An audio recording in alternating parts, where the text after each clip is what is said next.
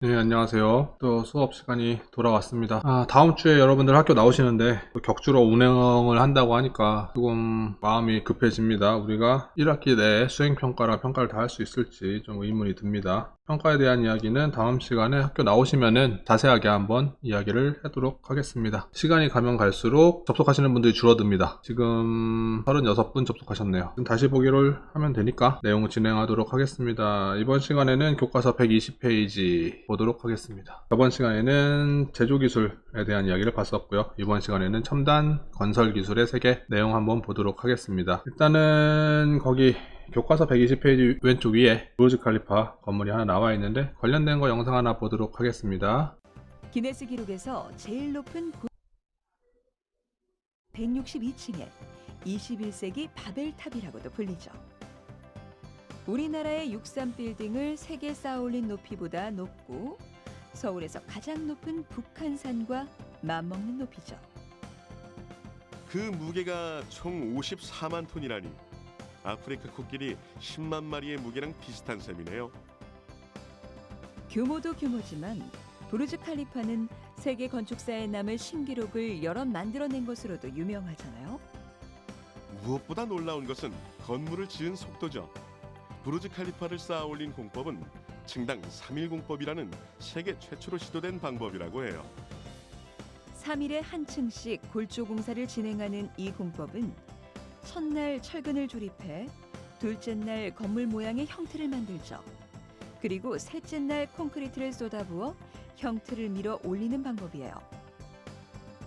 이 공법 때문에 불과 5년 만에 완성할 수 있었고 세계 각국에서 화제가 될 수 있었던 거죠. 그리고 이렇게 높은 건물을 비뚤어지지 않게 지을 수 있다는 것도 대단하지 않아요? 다 방법이 있었죠.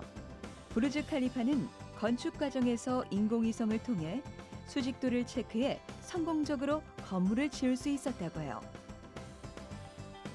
예나 지금이나 우리의 상상 속에 존재하는 건축물을 눈앞에 현실로 지어내기까지 과학의 힘은 없어서는 안 될 필수 요건이 아닌가 싶네요.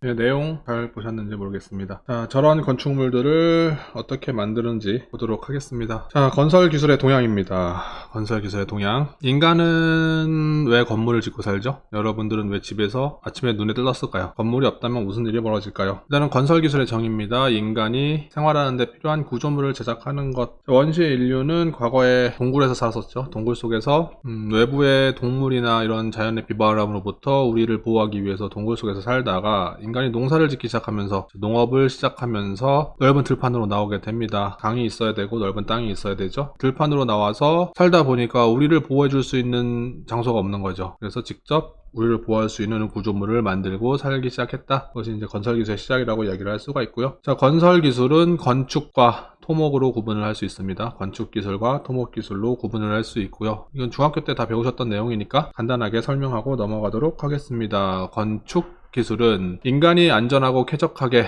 생활할 수 있도록 능률적인 생활을 할 수 있도록 필요한 공간을 구성하고 만드는 기술. 여기서 핵심적인 단어는 공간입니다. 우리가 무언가 건축이다라고 이야기를 할 때에는 우리가 생활할 수 있는 내부의 공간을 만들어내는 것, 이걸 건축이라고 합니다. 공간이라고 하는 거 잘 기억을 해주시고요. 주택, 학교, 관공서, 극장, 백화점 이런 것들이 건축 해당이 될 것입니다. 자, 그 다음에는 토목 기술입니다. 토목은 사회 기반이 되는 구조물을 설계하고 시공하는 것, 그리고 완성된 구조물을 관리하는 기술. 기반이라고 되어 있는데 여기서 핵심 단어는 기반이죠. 기반. 우리가 살아가는 데 있어서 필요한 기반이 되는 구조물, 영어로 뭐 인프라라고 합니다. 이걸 만드는 것을 토목 기술이라고 하고요. 또 사실에 따라서는 환경이라는 단어를 굉장히 강조하는 사람들도 있습니다. 우리가 살아가는 데 필요한 주변 환경을 우리가 살아가는 데 편리한 방법으로 편리하게 만드는 것, 그것을 토목 기술이라고 하고요. 예를 들면 도로, 항만, 교량, 터널, 철도 이런 것들이 해당이 되겠죠. 자동차가 다닐 수 없는 환경에 자동차가 다닐 수 있게 환경을 바꿔주는 게 도로죠. 또 배가 들어올 수 없는 장소에 배가 들어올 수 있게, 배를 댈 수 있게 만드는 것이 항만입니다. 이런 식이죠. 또 교량, 서로 떨어져 있는 두 지역을 연결해 주는 것, 또 산 같은 데 만드는 터널, 철도 이런 것들이 있습니다. 자, 이러한 건설 기술은 현대 와서 이렇게 가고 있습니다. 첫 번째로는 지속 가능한 건축, 환경을 생각하는 건축 쪽으로 나아가고 있고요. 또 대형 고층 건축물이 점점 커지고 점점 높아지고 있습니다. 또 토목 쪽으로 가서는 초장교량 및 터널이라고 이야기를 할 수 있는데요. 터널을 또는 교량을 굉장히 긴 거리로 뚫는 것을 이야기를 하죠. 최소화해서 자연을 파괴하지 않으면서 자원의 재활용 비율을 높인 설계와 시공이다라고 이야기를 하는 것이고요. 우리가 어떠한 건축물을 짓거나 토목 구조물을 만들 때 필연적으로 환경 오염이나 환경 파괴가 발생할 수밖에 없습니다.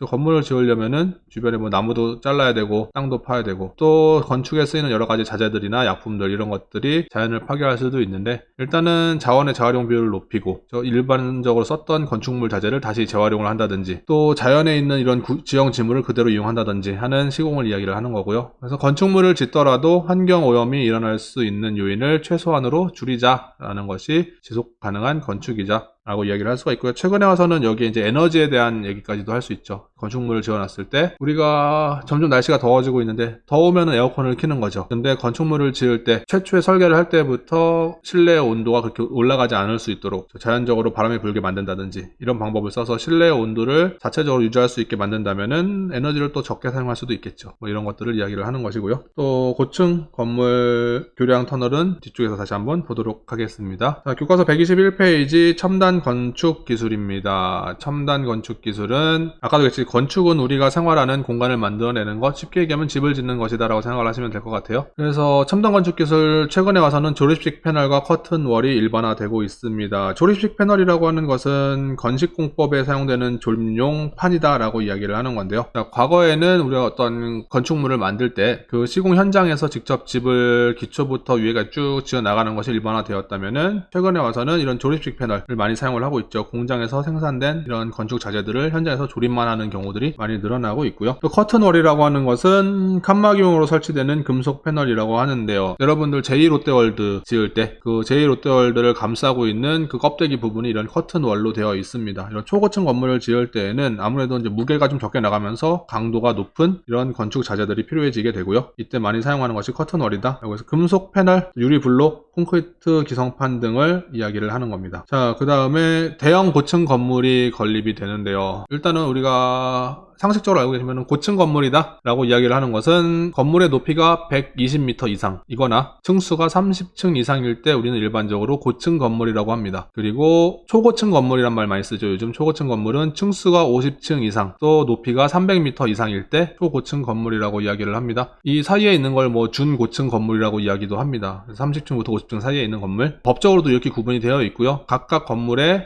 종류마다 설치해야 되는 안전 기준이 조금씩 다릅니다. 일반적으로 우리가 요즘에는 아파트를 지을 때에도 과거에는 한 10층, 15층만 돼도 높다라고 이야기를 했는데 부산에 있는 해운대에 있는 아파트 단지들 보면은 아파트의 높이가 막 50층 이렇게 나오죠. 선생님 어렸을 때는 우리나라에서 가장 높은 건물 하면은 63빌딩을 이야기를 했는데 지금은 뭐 63층 정도 가지고는 어디 명함도 못 내미는 정도로 건물이 점점 높아지고 있습니다. 그래서 이렇게 높은 대형 고층 건물을 시공을 하려면은 여러 가지 공업화된 재료의 사용이 필요하고요. 뭐 철골이라든지 대형판 유리, 여기서 얘기하는 공업화된 재료라고 하는 것은 규격화돼서 공장에서 생산할 수 있는 이런 재료를 이야기를 하는 겁니다. 그리고 또 다양한 조형적 시도가 이루어지고 있습니다. 과거의 건축물 하면은 그냥 네모 반듯한 성냥각 세워놓은 것 같은 모습이었다라고 한다면은 요즘에 지어지는 건축물들 보면은 굉장히 다양한 모양으로 건축물을 만들고 있다라고 이야기를 할 수가 있고요. 또 교과서에 나와 있는 패시브 하우스가 이제 최근에 와서 많이 강조하는 것이죠. 에너지 사용을 어떻게 줄일 것이냐에 대한 거기에 초점이 맞춰져 있는 주택을 이야기를 합니다. 그래서 건물 내에서 발생하는 에너지를 적극적으로 재활용하는 이런 시스템들을 많이 도입을 하고 있고요. 뭐 지하 환기 환기 시스템이다라고 해서 땅속의 냉온기를 이용해서 겨울철에는 따뜻하게, 여름철에는 시원하게 공기를 순환시켜 줄 수 있는 장치, 실내 공조기라고 하죠. 요즘에는 집합주택에 일반적으로 법적으로 넣게 되어 있는 것이 이런 공조 장치들입니다. 실내 환기 장치 같은 것들인데, 이 환기 장치를 바로 집으로 넣는 것이 아니라 땅을 한번 지나가게 만드는 거죠. 그러면 땅 속에 있는 냉기, 온기를 이용해서 공기를 조금 더 겨울철에는 따뜻하게, 여름철에는 좀 시원하게 만들어주는 이런 장치를 지하 환기 시스템이라고 하고요. 초고효율 단열 시공이다라고 해서 여러분들 많은 친구들이 이제 아파트에 살기 때문에 잘 못 느끼시는데, 과거에 지어진 오래된 주택 같은 경우에는 외풍이라고 합니다. 외부의 온도가 낮아지게 되면은 찬바람이 부는 것 같은 느낌이 벽에 가까이 서 있으면 나고요. 내부의 열이 밖으로 빠져나가거나 이런 일들이 발생을 하는데, 이러면은 실내를 냉방하거나 난방할 때 이 효율이 많이 떨어지게 되겠죠. 그래서 효율을 높이기 위해서 이런 단열 시공이 좀 강조되고 있고요. 태양열 집열판, 여름철에 뜨거워졌을 때 지붕으로 내려오는 이런 태양열을 그냥 놔두지 말고 이걸 에너지로 한번 이용해보자라고 하는 발상에서 나온 거죠.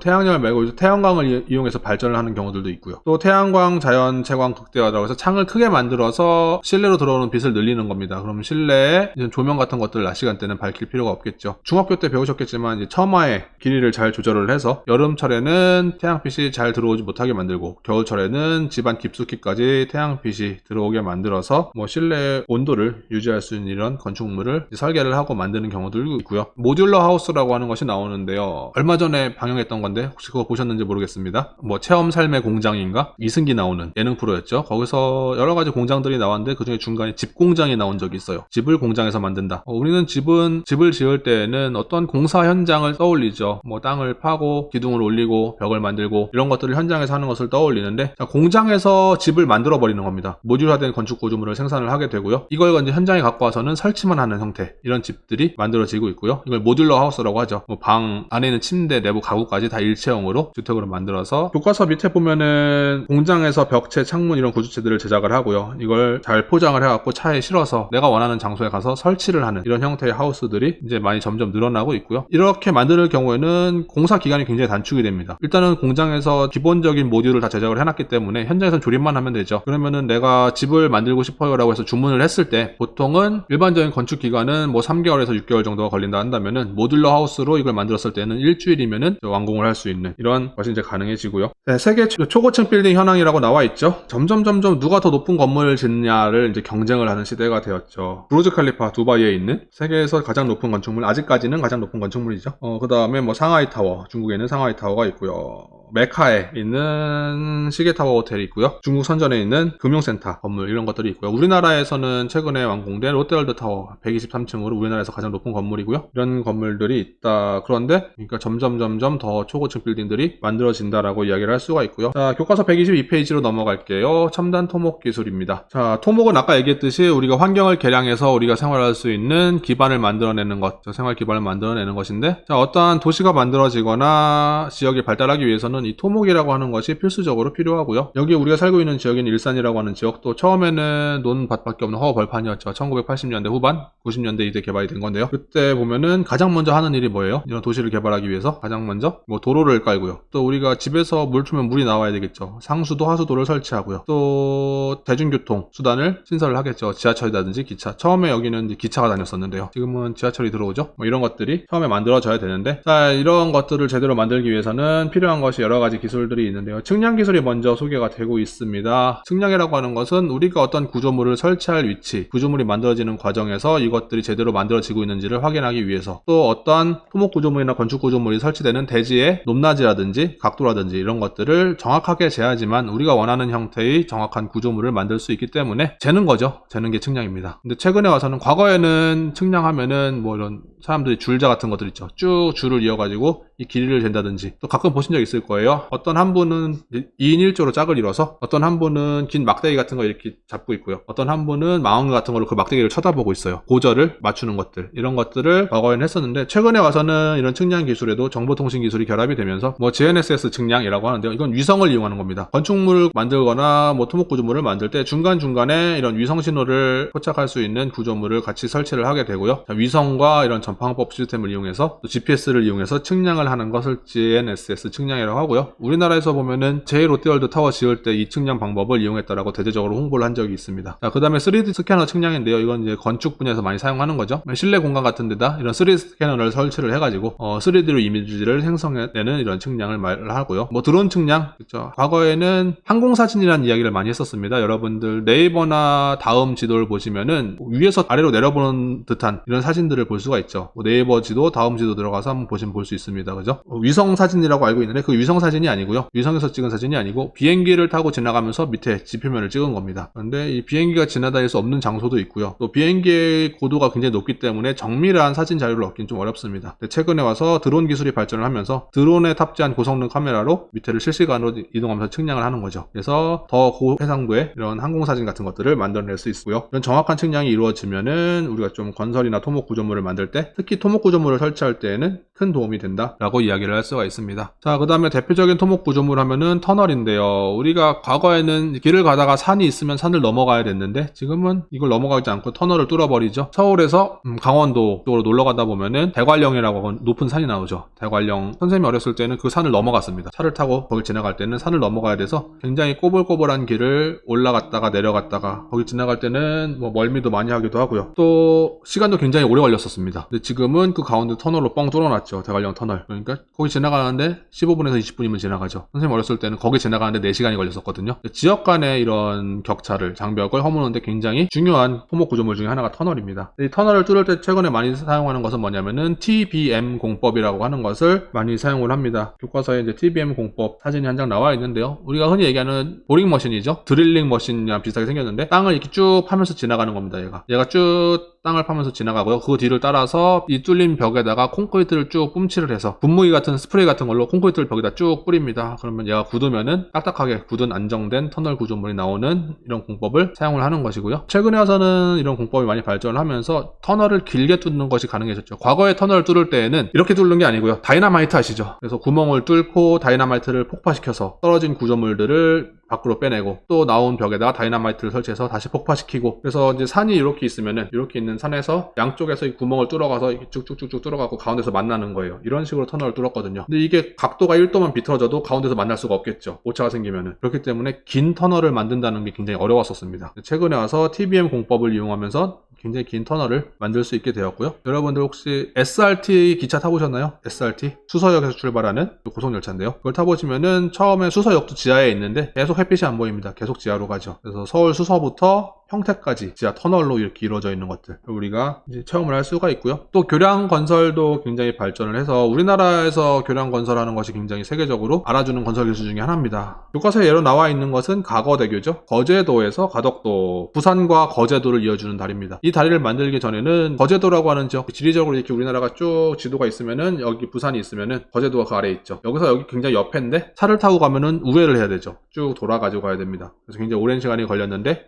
이 교량을 만들면서 서로 연결되는 시간을 굉장히 단축시켰던 다리인데요. 이 다리를 처음에 설계를 할 때 여러 가지 문제가 있었는데, 부산 앞에는 우리나라 최대 무역항이 있죠. 굉장히 큰 배들, 컨테이너 선들이 왔다 갔다 하고요. 그 옆에 보면 해군 기지도 있습니다. 이런 군용 선박들도 왔다 갔다 합니다. 그런데 이 두 지역을 딱 막아버리면, 다리로 막아버리면은 그 배가 지나다니기가 어렵겠죠.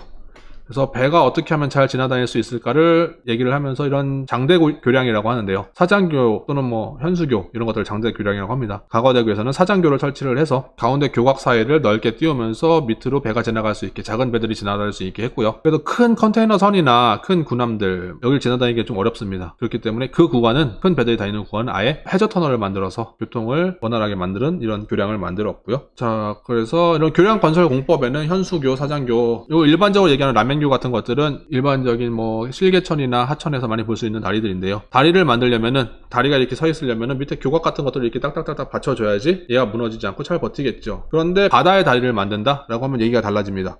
밑으로 배가 지나다녀야 되는데, 그죠? 교각이 각각 서 있으면은 그 사이로 배가 지나다닐 때 너무 위험하겠죠? 그래서 이 교각의 사이를 넓게 벌리려면 어떻게 해야 되느냐, 교각 사이의 간격을 넓게 벌리려면 어떻게 해야 되느냐를 생각한 것이 현수교와 사장교인데요. 현수교는 이렇게 생겼죠. 양쪽에 큰 탑을 만들어요. 그리고 거기다 케이블 쭉 걸어서 이렇게 케이블을 매달아서 밑에 다리를 만드는 것을 현수교라고 하고요. 사장교는 주탑을 쭉 올려서 케이블을 만드는 게 아니고 이 주탑에 직접 교량을 쭉 연결하는 것을 사장교라고 합니다. 말로 설명하면 좀 안 되겠으니까 그것도 영상 하나 간단하게 보도록 하겠습니다.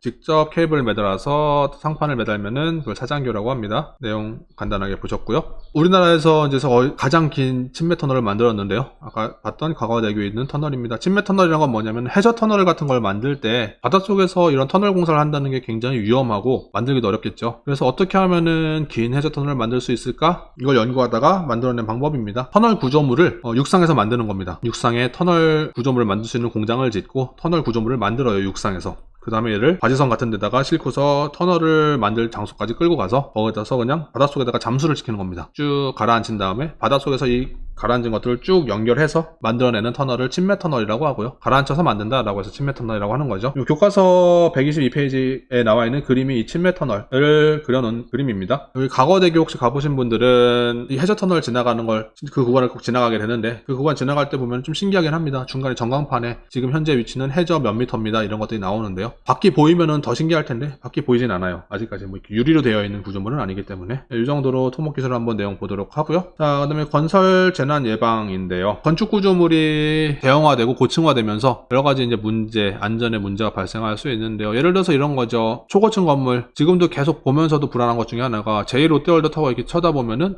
저 건물에 불 나면은 어떻게 될까? 옛날에 우리나라의 영화 중에 타워라고 하는 영화도 있었는데 이런 초고층 건물의 가장 큰 약점입니다. 화재에 취약합니다. 불이 나게 되었을 때 이런 구조에 받는 영향도 취약하게 되고요. 과거에 굉장히 오래된 일이긴 한데 9.11 테러 있었을 때 비행기가 WTC 무역센터를 쳐박아가지고 건물이 무너졌다라고 알려져 있는데 건물이 무너진 원인은 비행기의 충격 때문이 아니고요. 비행기가 폭발하면서 생긴 화재 때문에 열에 의해서 구조체가 붕괴를 하면서 건물이 무너지는 이런 사건이 있게 되었고요. 또 사람들이 이런 초고층 건물에서 불이 나게 되면은 대피하기도 굉장히 어렵습니다. 그렇기 때문에 이런 것들을 화재를 나지 않게 미리미리 예방하는 것들이 굉장히 중요하고요. 또 화재가 발생됐을 때 초기에 이를 감지해서 사람을 빨리 대피했을 수 있는 이런 시스템이 중요해집니다. 자, 두 번째로는 지진이죠. 지진. 내진 설계인데요. 건물 위로 쭉 길게 올라가다 보니까 이런 지진 같은 것들이 발생됐을 때는 굉장히 큰 위험이 올 수도 있습니다. 그래서 내진 설계의 중요성이 더 높아지고 있고요. 이제 우리나라도 지진에 대한 안전지대는 아니기 때문에 내진 설계는 더욱더 강화가 되고 있습니다. 마지막으로 통합 방제라고 하는데요. 건설 구조물 또는 토목 구조물의 여러 가지 위험 상황들을 주기적으로 점검하고 실시간적으로 재난을 예방할 수 있는 이런 시스템들이 마련돼야 된다라고 하는 이야기고요. 자, 교과서에 나와 있는 그림을 같이 한번 보시면서 내용을 보도록 할게요.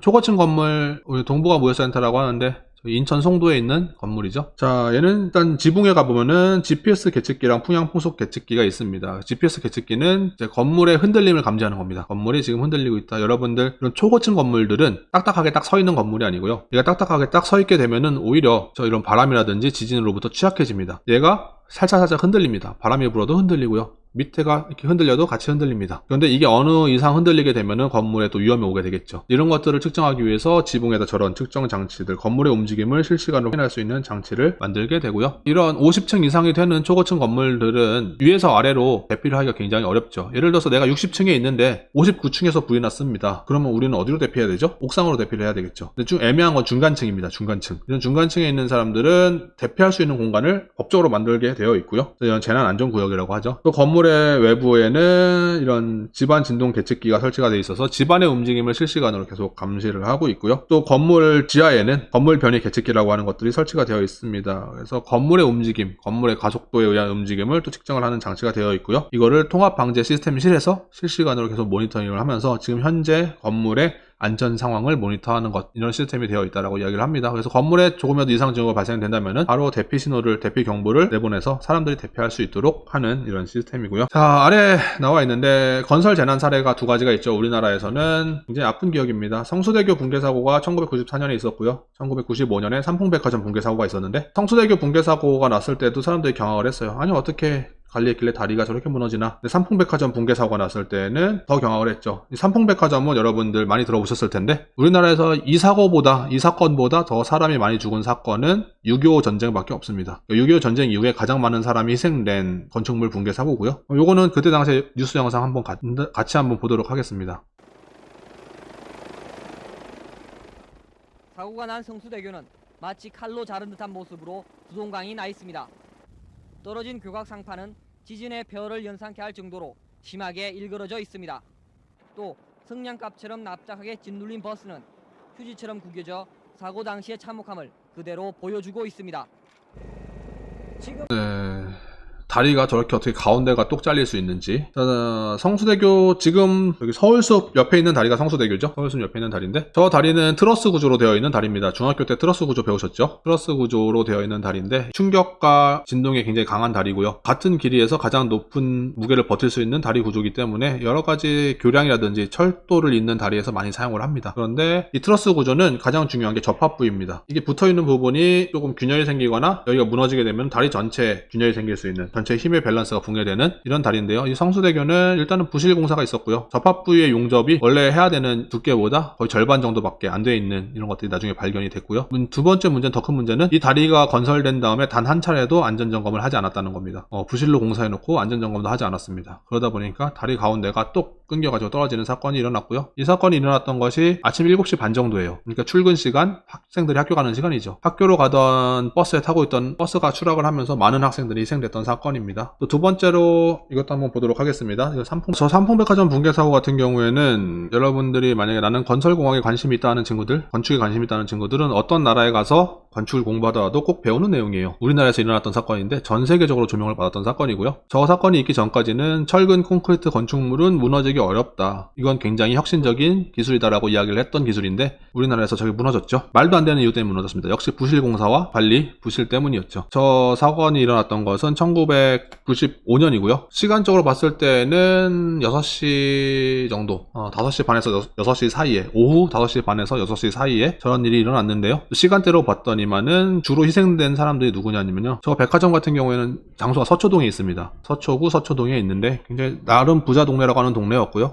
주로 주부들이나 학생들이었어요. 희생자들이 또. 왜냐하면 시간대가 딱 저녁 준비하는 거, 찬거리 사는 시간이죠. 장 보는 시간대입니다. 퇴근하면서 들려서 장을 보는 많은 주부들이 희생이 됐고요. 또 학생들도 많이 희생이 됐는데 학원 갔다가 뭐 저녁 먹고 잠깐 쉬는 시간이죠. 이런 시간대에 일어났기 때문에 우리가 폭탄이 터지지 않는 이상해야 저렇게 건물이 한순간에 무너진다는 거는 생각하기가 어렵죠. 근데 나중에 알고 봤더니만은 폭탄 테러도 아니었고요. 가만히 있던 건물이 지 혼자 무너진 겁니다.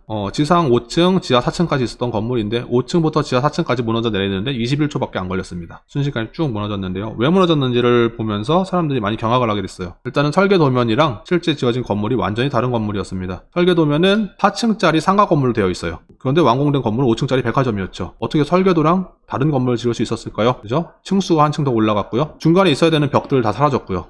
기둥의 두께도 줄어들었고요. 기둥의 개수도 줄어들었고요. 또 원래 설계도에 없는 바닥을 뚫어서 만든 에스컬레이터 같은 것들이 설치가 되어 있었고요. 그러니까 완전히 설계도는 개무시하고 지 마음대로 지어놓은 건물이었습니다. 자, 그러다 보니까 안전에 굉장히 큰 문제가 있었는데 점점 여러 가지 징후들이 나타났겠죠. 이 건물이 무너질 거다라는 징후들이 나타났는데 사람들은 그걸 무시했습니다. 심지어 저 사건 당일날 오후 5시 반 정도에 건물이 붕괴되기 시작했는데 당일 아침에 영업 준비를 한 이제 식당이 거의 제일 위에 층에 있죠. 백화점 보면은 이 위에 층에 있는 식당가에서 영업 준비를 하는데 천장이 점점 내려앉는 게 관찰이 됩니다. 그래갖고 백화점 측에 얘기를 하죠. 그래서 백화점 임원들이 모여갖고 회의를 합니다. 비상대책회의를 하는데 건물이 위험하다는 판단이 돼서 오후 1시 정도에 백화점 경영진과 임원들은 전부 다 건물에서 빠져나옵니다. 근데 문제가 되는 거는 안에 있는 사람들한테는 알리지도 않았고요. 저 대표도 안 했었고요. 영업을 진행을 했던 겁니다. 그러다가 저런 사건이 나게 되었고요. 슬픈 사건입니다. 저런 사건이 다시는 있어서는 안 될 겁니다. 자, 마지막으로 교과서 124페이지 내용 간단하게 한번 보면서 끝내도록 하겠습니다. 건설기술의 전망인데요. 앞으로 건설기술은 이렇게 발전을 할 겁니다. 첫 번째로는 첨단 과학기술이 많이 응용이 될 거다. 특히 IT 기술 분야가 많이 응용이 되면서 인텔리전트 빌딩, 스마트 빌딩이 보편화될 거다라고 이야기를 하고 있고요. 영화 아이언맨에 나오는 저 토니 스타크의 집 기억나시죠? 자비스가 집을 컨트롤하는 이런 인공지능 집이 앞으로 미래에는 일반화될 거다라고 이야기를 하는 거고요. 두 번째는 건설기술의 종합화, 고도화가 이루어질 거다. 교과서에 턴키화라고 하는 것이 나와 있는데요. 건설공사나 플랜트 수출 이런 구조물을 외부로 수출하는 걸 얘기를 하는 건데요. 시공자가 조사, 설계, 건설, 시운전 등 전 과정을 맡아서 완공해서 인도하는 방식이다 라고 써 있는데요. 지금은 건설 구조물을 만들 때, 토목 구조물을 만들 때 여러분들 공사 안내판을 보시면 그런 것들이 써 있습니다. 시공자, 건축주, 감리자 이런 관련된 여러 가지 단체들이 써 있는데 보통 이 단체들이 다 다릅니다. 그 건설의 공정마다 다 다른 업체가 하는 경우들도 많이 있습니다. 근데 앞으로는 이것이 이제 턴키화라고 하는 것은 하나의 업체에서 하나의 기업에서 도맡아서 하고 완성된 것을 이제 판매하는 형식으로 이루어질 것이다라고 이야기를 하는 것이고요. 두 번째는 고도화죠. 고도화. 그래서 여러 가지 관련된 기술들이 함께 합쳐져서 패키지화라고 교과서에 써있는 거 보시면은 상호 관련 있는 기술을 묶어서 부가가치가 높은 신상품을 개발하거나 보안 관계에 있는 사업을 공동으로 추진함으로써 효율성을 높이는 것이라고 어렵게 써있는데요. 이 패키지화는 이렇게 생각하시면 돼요. 우리가 스마트폰이랑 비슷하게 생각하시면 됩니다. 과거에는 각각 다른 제품이었던 게 지금은 스마트폰이라는 거 하나로 통합이 됐죠. 디지털 카메라, mp3 플레이어, 인터넷 디바이스, 전화기 이런 것들이 하나로 통합이 됐습니다. 그러면서 하나의 회사에서 이런 것들을 다 전체를 총괄해서 만들게 되죠. 연구하고. 마찬가지로 건설 분야에서도 관련된 여러 기술들이 하나로 통합되면서 패키지로 묶일 것이다 라는 예측을 하는 것이고요. 자, 그 다음에는 초고층 빌딩 더 일반화가 되겠죠. 지금 123층짜리 제2롯데월드타워가 우리나라에서 가장 높은 건데 현대자동차 그룹에서 지금 타당성 조사 들어갔죠. 삼성동에 그거보다 더 높은 건물을 짓겠다라고 이야기를 하고 있고요.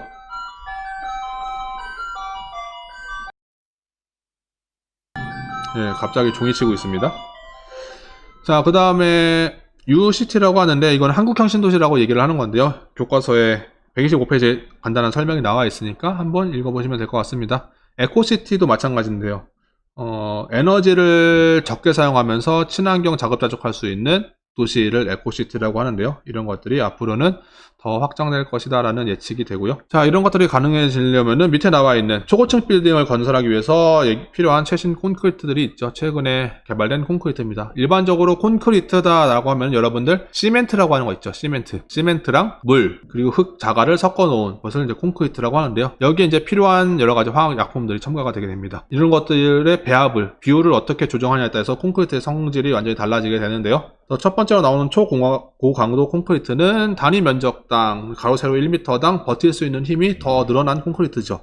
아무래도 건물을 높게 올리려면은 건물의 무게가 무한정 증가를 하게 되겠죠. 한 층이 올라갈 때마다 무게가 2배씩 증가를 하죠. 이렇게 생각하시면 돼요. 1층은 위에 옥상부터 얘기를 할게요. 최상층 10층짜리 건물이다라고 하면 10층분은 자기의 무게와 위에 옥상의 무게만 버티면 되죠. 근데 그 밑으로 가면요, 자기의 무게와 10층의 무게와 옥상 무게를 버텨야 되고요. 이렇게 쭉쭉쭉쭉 층이 아래로 내려올수록 버텨야 되는 무게가 점점 더 증가를 하게 됩니다. 그래서 일반적으로 초고층 건물들 보면은 쭉 똑같이 생긴 게 아니고요. 위로 갈수록 층이 좁아집니다. 무게를 줄이기 위해서. 근데 초고강도 콘크리트는 콘크리트의 강도가 높기 때문에 콘크리트를 적게 써도 된다는 거죠. 판을 얇게 하고 더 적게 써도 똑같이 버틸 수 있게 만들겠다라고 하면서 개발된 것이 초고강도 콘크리트고요.